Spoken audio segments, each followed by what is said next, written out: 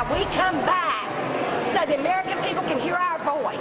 And they're shutting us down? I don't think so. This is my meeting. You're not going to move those tables. By the way, welcome to Washington, D.C.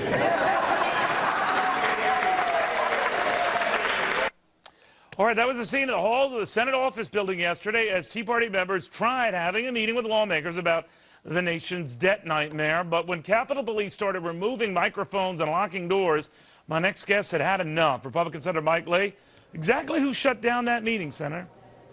Well, it was the staff of the Senate Rules Committee purporting to act under the authority of the Senate Rules Committee and of the chairman of that committee, Senator Schumer. But I spoke with Senator Schumer just a little while ago, and just as I suspected, he knew nothing about this going on. So they were, in my opinion, acting arbitrarily and capriciously. Do you believe that? I mean, do you believe that he knew nothing about it? Well, he told me that. That's what I suspected, and I take him at his word. All right. Well, I can tell you that I'm 175 pounds if you want to, whatever. All right, so let me ask you this. I've seen large sessions in Senate hallways that spill out the diamonds, microphones, cameras, and all that. Why or what made this different? Well, they claimed that this had been converted into a simulated hearing, or that it had become too political for reasons that they refused or unable to explain to me. I explained to them that this was not a hearing. This was a meeting that I had convened. I had agreed to meet with a number of hardworking taxpayers from around the country who had come up with some ideas for deficit reduction.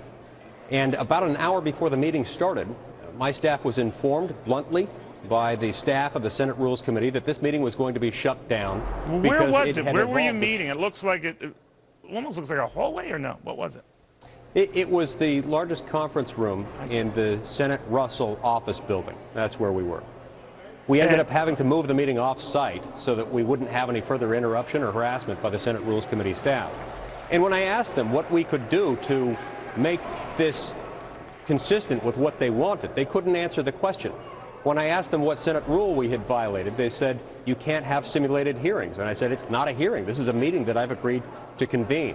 I asked them where the point of demarcation between a simulated hearing and a meeting that I convened was. They said that's in the eye of the beholder. Well, who's the beholder? This is a Democratic institution now because they have the slight edge there. So is it the Democrats who decide? Well, I informed them that because I was the only senator in the room and I was the senator who convened the meeting and had reserved the room, that should be up to me to decide. They disagreed.